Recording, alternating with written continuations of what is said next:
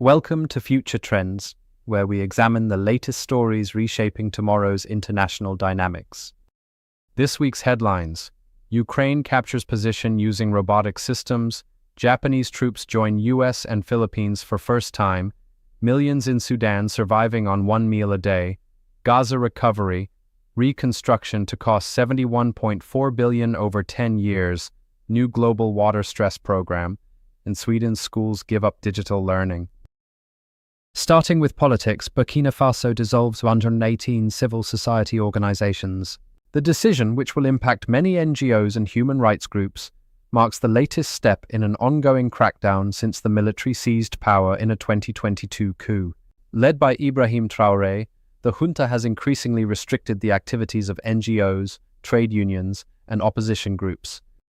Japanese troops join US and Philippines for first time. The training exercise will feature live fire exercises in the north of the country facing the Taiwan Strait, as well as a province off the disputed South China Sea, where the Philippines and China have engaged in repeated confrontations. The Japanese military is contributing 400 personnel as part of more than 17,000 soldiers, airmen, and sailors, including contingents from Australia, New Zealand, France, and Canada. Bulgaria and Congo elections. The Progressive Bulgaria coalition, led by former President Radev, an EU critic who has called for renewing ties with Russia, won Bulgaria's election, the nation's 8th vote in 5 years. In Congo, President Nguesso was sworn in for a 5th term as President of the Republic of Congo, extending his nearly 42-year rule after winning over 94% of the vote. Canada's PM says economic ties with US a weakness that must be corrected.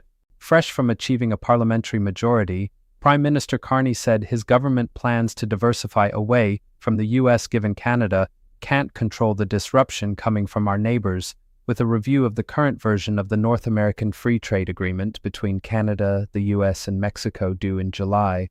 Carney said he also wants to double clean energy capacity, reduce trade barriers, and increase defense spending. 4 candidates for next UN Secretary General. The number is fewer than the 13 who auditioned 10 years ago when Antonio Guterres was selected as UN chief. Chile's former president, Michelle Bachelet, UN nuclear chief Rafael Mariano Grossi of Argentina, UN trade chief Rebecca Greenspan from Costa Rica, and Senegal's former president Macky Sall are the candidates. Moving to stories in conflict. Ukraine reports capture of position using robotic and unmanned systems. Ukraine said it captured a Russian position using only ground robotic systems and unmanned aerial vehicles, the first time an enemy position was taken exclusively by unmanned platforms including ground systems and drones. The Ukrainian army said it has been scaling up the use of ground robotic systems, currently piloted by humans from a safe distance. Millions in Sudan surviving on one meal a day. With development spending by established donors increasingly squeezed, a conference in Berlin aimed to return the spotlight to Sudan and raised nearly $1.8 billion in humanitarian aid for the region. The 3-year war between the Sudanese army and the paramilitary Rapid Support Forces has created what aid groups say is now the world's worst humanitarian crisis. China moves to block entrance to disputed South China Sea shoal. China is employing ships and a barrier to tighten control of the entrance to the Scarborough Shoal in the South China Sea amid roiling tension with the Philippines over the disputed feature, satellite imagery shows. Scarborough is one of Asia's most hotly disputed maritime sites, where some diplomats and analysts fear long-running frictions and confrontations could degenerate into armed conflict. Gaza recovery, reconstruction to cost $71.4 billion over 10 years.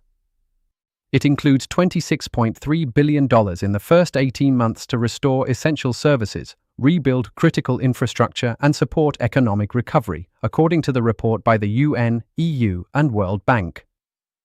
The damage to physical infrastructure is estimated at $35.2 billion, and economic and social losses at some $22.7 billion since the war began following Hamas' October 7, 2023 attacks in southern Israel.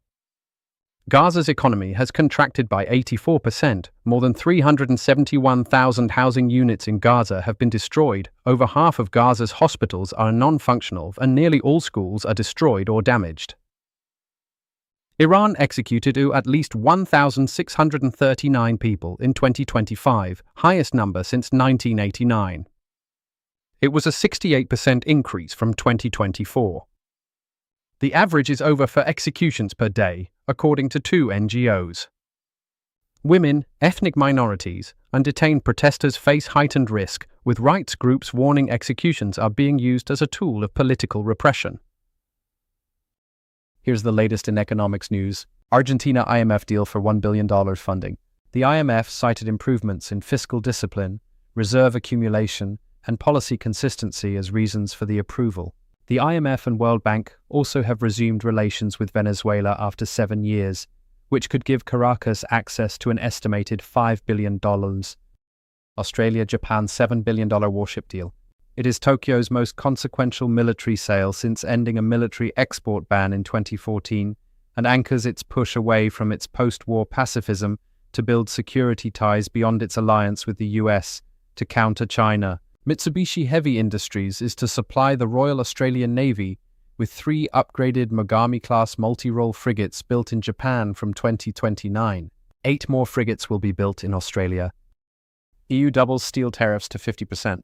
The EU also agreed to cut duty-free import quotas by 47%, aiming to protect European steelmakers from a rise in cheap Chinese exports. The measures replace the current 25% safeguard scheme expiring in June. Europe jet fuel supplies running low, Energy Agency warns. The IEA warned that Europe has roughly 6 weeks of jet fuel remaining, with flight cancellations possible if the Strait of Hormuz stays blocked. The agency's director described the situation as the largest energy crisis ever faced and cautioned that prolonged disruption risks recession in weaker economies, with war-damaged energy facilities taking up to 2 years to recover. U.S. businesses owed $166 billion in tariff refunds. Businesses that paid U.S. administration tariffs, later deemed illegal by the U.S. Supreme Court, will be able to begin requesting refunds, while the government explores other avenues to impose the duties. Turning to development, World Bank program to tackle global water stress. The Water Forward initiative aims to improve access to safe and reliable water for up to 1 billion people by 2030, and finance water infrastructure projects in water-stressed regions across Africa, South Asia, and the Middle East. The initiative is designed to strengthen water systems, improve governance, and treat water as a critical driver of economic development. Saudi Arabia backstops Pakistan with $3 billion as UAE debt looms.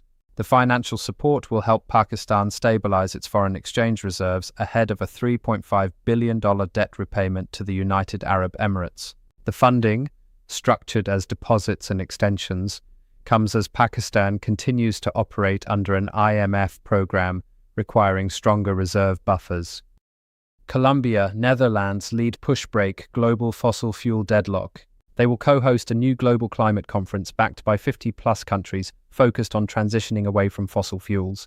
The initiative follows frustration at UN climate summits, where fossil fuels were absent from last year's final outcome document. EU considers freezing Serbia's $177 billion in EU funds. The European Commission is concerned with rule of law issues and contentious judicial reforms introduced by Belgrade in January. Africa's insurance sector buoyed by growing middle class. The market is expected to exceed $166 billion by 2034, up from $98.5 billion in 2025. Microinsurance offerings, which focus on sub-Saharan Africa's informal sector, around 80% of all workers, have also expanded across the continent. Finally, our social news. Sweden's schools give up digital learning. The government is leading a renewed focus on physical books, paper and pens in classrooms designed to reverse falling literacy levels. Nature still moulding human genes. A new DNA study suggests that human evolution has continued actively over the past 10,000 years, contradicting the idea that modern humans have largely stopped evolving. Examining DNA from 15,136 ancient human remains, scientists found 479 genetic variants that appeared to have been favored by natural selection, including traits linked to red hair, skin pigmentation, metabolism, and disease resistance. Scientists discover bacteria can explode to spread antibiotic resistance. Tiny virus-like particles called gene transfer agents, GTAs, once ancient viral invaders, have been repurposed by bacteria into delivery systems that shuttle DNA between neighboring cells. The study reveals a key control hub of 3 genes, dubbed LIPE-ABC, that triggers bacterial cells to burst open and release these DNA-packed couriers. Greenland ice completely melted 7,000 years ago and could happen again. Scientists drilling deep beneath Greenland's ice have uncovered that the Prudhoe Dome, a major high point of the ice sheet, completely melted around 7,000 years ago during a relatively mild natural warming period. That means this supposedly stable ice cap is far more fragile than once thought, raising concerns that today's human-driven warming could trigger similar or even faster ice loss.